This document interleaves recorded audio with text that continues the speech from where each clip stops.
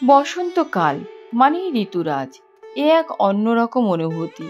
শীত ও গ্রীষ্মের মাঝে মনোরম শীতল স্নিগ্ধ পরিবেশ, আর প্রকৃতি যেন এক অপরূপ দৃশ্যে সেজে ওঠে। যেদিকেই তাকাবেন সবুজ আর সবুজ, নতুন সবুজ কচি পাতা, ফুল ফলে একেবারে পরিপূর্ণ।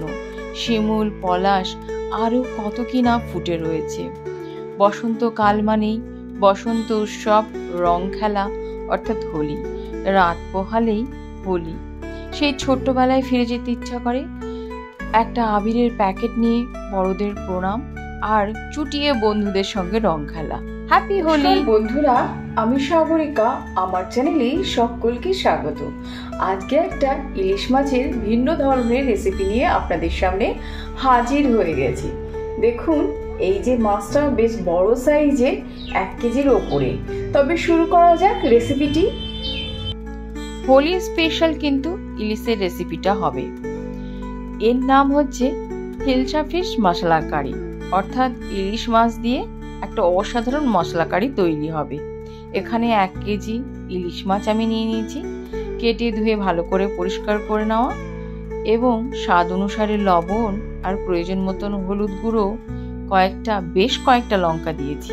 আপনারা চাইলে পরে কিন্তু এর থেকে কমও দিতে পারেন।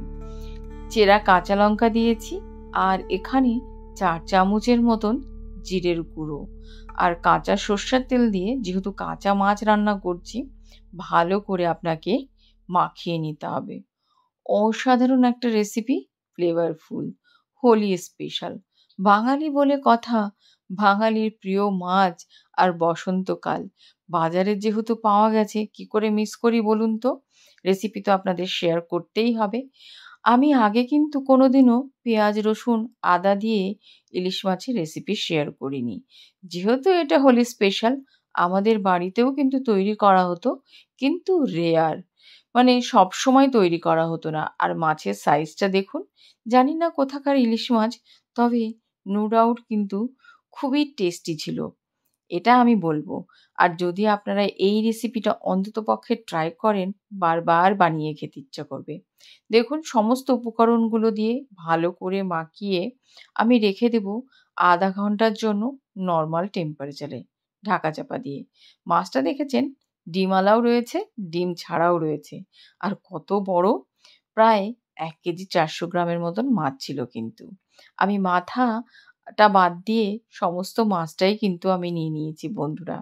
এবারে এটাকে সামান্য পরিমাণে জল দিয়ে দেব, আর এটা কিন্তু আলতোভাবেই রান্না করতে হবে। কারণ ইলিশ মাছ যদি গোটা গোটা পিস থাকে এত বড়, এর থেকে আর বড় ব্যাপার হতে পারে না। মাছ কিন্তু ভাঙলে চলবে না। এই রেসিপির এটাই হচ্ছে বিশেষত্ব। আপনাকে সাবধানে ধীর স্থিরভাবে রান্না করতে হবে, পেশেন্স রেখে। এবারে দেখুন, আমি জল দিয়েছি, ভালো করে মিক্স করে রেখে দিচ্ছি। অপরদিকে একটা মশলার মিশ্রণ, হাফ পেঁয়াজ নিয়েছি, বেশি নিইনি, কারণ ইলিশ মাছ নিজেই একটা ফ্লেভারের জন্য অসাধারণ বাঙালির কাছে। কয়েক কোয়া রসুন নিয়ে নিয়েছি 1 কেজি মাছের জন্য, আর একটু আদা নিয়েছি, আর কয়েকটা কাঁচা লঙ্কা। এখানে আমি কিন্তু জিরের গুঁড়ো ব্যবহার করছি, চাইলে পরে আপনারা আস্ত জিরেও নিতে পারেন। 3 চামচের মতন জিরের গুঁড়ো দিয়েছি, জল দিয়ে মিক্সিতে ভালো করে আমি পেস্ট করে নিচ্ছি। আপনারা এই উপকরণ দিয়ে ভালো করে শিলপাটায় বেটে নিতে পারেন, আর গোটা জিরেও কিন্তু দিতে পারেন আপনারা। দেখুন, এবারে আমি আধা ঘন্টা পর চলে এসেছি, অর্থাৎ বিরতি নেওয়ার পর। মাছগুলো জাস্ট এই অবস্থায় আছে। আমাদের এখানে কিন্তু ঠান্ডা রয়েছে, যেখানে গরম আপনারা কিন্তু ম্যারিনেট করে ফ্রিজেও রাখতে পারেন। অপরদিকে গ্যাসের চুলোটা জ্বালিয়ে দিয়ে কড়াইটা বসিয়ে দিয়েছি। প্রয়োজন মতন সর্ষের তেল নিয়ে নিয়েছি, অর্থাৎ 3 চামচের মতন। এবারে আমি ছোট চামচে 2 চামচ ফোড়ন দিয়ে দিচ্ছি কালো জিরা। কালো জিরা আর সর্ষের তেলের কম্বিনেশন সাথে ইলিশ মাছ মানে থাকলে আর কি বলুন তো, ব্যাপারটা একেবারে জমে ক্ষীর হয়ে যাবে। এবার যে মশলার পেস্টটা আমি তৈরি করেছি, সেটা কিন্তু কড়াইয়ে দিয়ে ভালো করে কষিয়ে নিতে হবে, যাতে কোনো কিছুর কাঁচা গন্ধ না থাকে। দেখুন, যেহেতু আমি মাছে মশলা দিয়ে ম্যারিনেট করেছি, অর্থাৎ মশলা বলতে লবণ আর হলুদটা দিয়ে দিচ্ছি স্বাদ অনুসারে। এখানে কিন্তু দেব 1 চিমটে। জল দিয়ে দিলাম, কারণ মশলাটা যাতে পুড়ে না যায়। দেখুন, অলরেডি তেল বেরোনো শুরু হচ্ছে।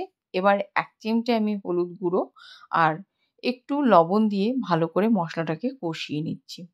তেল কিন্তু অলরেডি ছাড়তে শুরু করেছে। আমি আপনাদের দেখিয়ে দিচ্ছি, দেখুন তেল ছেড়ে গেছে কড়াই থেকে, অর্থাৎ মশলা কষে গেছে। এবারে ঢেলে দিন, কারণ কাঁচা মাছ রান্না হবে, অসাধারণ লাগে মশলা ইলিশের রেসিপিটা।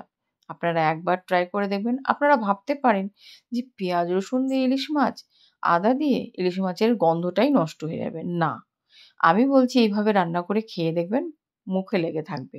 ইলিশ মাছ মুখে দিলে মাখনের মতনই হয়ে যাবে, আর ফ্লেভারও কিন্তু বজিয়ে থাকবে, একেবারে অপূর্ব লাগবে।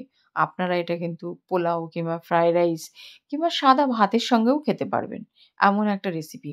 দেখুন দেওয়ার পরে কড়াইয়ে আপনাকে কিন্তু গ্যাসের ফ্লেমটা নো ডাউট হাই ফ্লেম করে দিতে হবে, তাহলে মাছগুলো কিন্তু ভাঙার চান্স কম থাকে।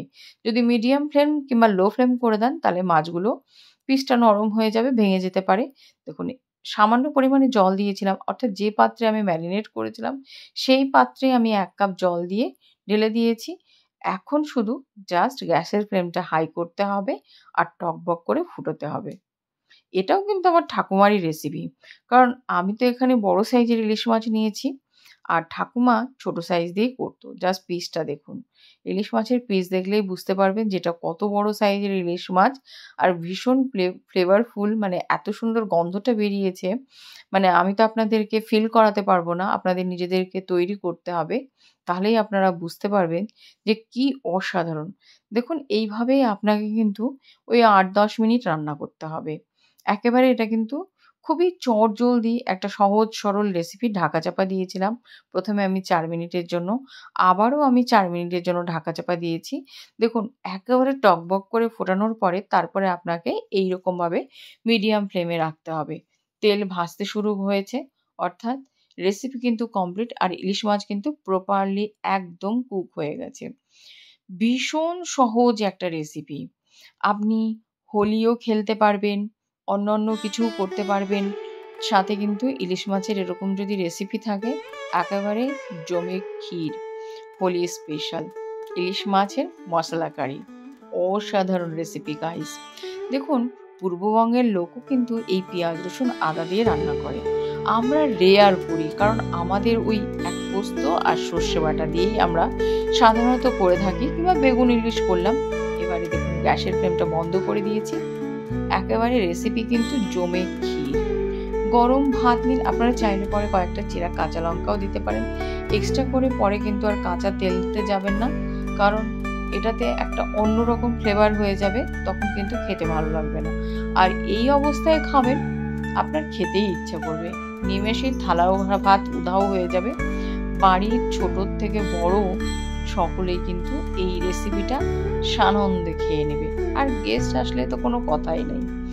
যেহেতু মাছের রাজা ইলিশ, আর বসন্তকালে সচরাচর এত বড় সাইজের ইলিশ মাছ পাওয়া যায় না, তো যেহেতু হাজবেন্ড বাজারে গিয়েছিল, পেয়েছে, তাই ভাবলাম রেসিপি আপনাদের শেয়ার করতেই হবে। যাই হোক, আপনারা কমেন্ট করেন না, মনটা খুব একটা বেশি ভালো থাকে না। তো ভিডিওটি দেখার জন্য যারা যারা আমার ভিডিও দেখছেন তাদেরকে অসংখ্য ধন্যবাদ। যদি আমার চ্যানেলটিকে আপনাদের একটু ভালো লেগে থাকে, ভালোবেসে থাকেন, অতি অবশ্যই লাইক শেয়ার সাবস্ক্রাইব করে চ্যানেলের সাথে থাকবেন। সকলে রং খেলবেন। আজ এই পর্যন্তই।